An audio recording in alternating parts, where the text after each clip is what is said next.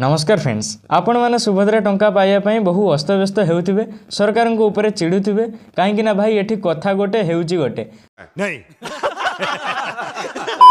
वर्तमान सुभद्रा योजना नहीं गोटे ऑफिशियल अपडेट आसी सारी 8 तारिख दिन यही फेब्रुआरी 8 तारिख दिन मिलवाक जाऊँगी सुभद्रा योजना टंका माने आसंता काली होउची 8 तारिख आ 8 तारिख मिलिबो टंका कौन आसी सुभद्रा योजना नहीं नुआ अपडेट आज भिडियो पूरा इनफर्मेशन मुझे देवाक जाऊँगी कौ मैंने आसंता काली टंका पाइबापी जाऊँच चलते आउ डेरी नक भिडियो स्टार्ट करने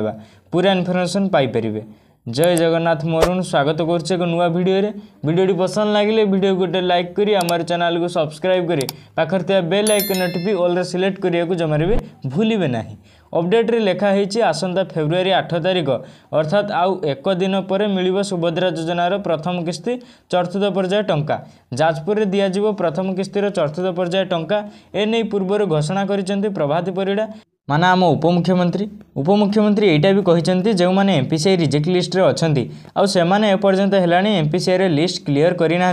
माने सेमाने तांको बैंक अकाउंट रे डीबीडी प्रोसेस कंप्लीट करिना सेमाने काली टंका पाइबे नाही किंतु जो मानक ना ऑलरेडी एमपीसीआई रिजेक्ट लिस्ट रे थिला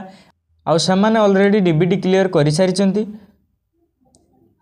ऑलरेडी डीबीडी क्लियर कर सारी माने तांको बैंक अकाउंट रे ईकेवाईसी प्रक्रिया कंप्लीट कर सारी ताहले सेमाने आसंता काली जदि प्रथम किस्ती टंका पाई नांती ताहले प्रथम किस्ती चतुर्थ पर्याय टंका पाई जाई परिबे। अपडेट रे एइटा देखिबा को मिलुची प्रभात परिड़ा जनइचंती कि कालिकार जेतिकी जनकर ना थिला सेतिरु 25% लोक मात्र एमपीसीआई रे रिजेक्ट लिस्ट पई सेमाने बैंक जाई डीबीडी क्लियर करिसंती किंतु आहुरी बहुत सारा लोक ए पर्यंत हेलानी डीबीडी क्लियर करि नाहंती। सेति पई आपण जानि रखंतु जदि आपनको ना सुभद्रा योजना लिस्ट रे अछि ऑलरेडी अप्रूव किंतु आपनको ना एमपीसीआई रिजेक्ट लिस्ट रे थिला ताहले आपण टंका पाइबेनी जदि आपण डीबीडी ए पर्यंत क्लियर करि नाहंती आउ जदि आपने डीबीडी कंप्लीट करिसेंती प्रथम किस्ती टंका पाई नाहंती ताहले सियोर काली टंका पाई जाई परिबे। तबे इन्फॉर्मेशन टी केमती लागिला निहाती कमेंट माध्यम रे जणाइबे। तबे नुआ करी आसीथिले हमर चैनल को सब्सक्राइब करी जानतु आम सह जोड़ी होई रहंतु एमिति नुआ नुआ अपडेट पाई जाई परिबे। जय जगन्नाथ।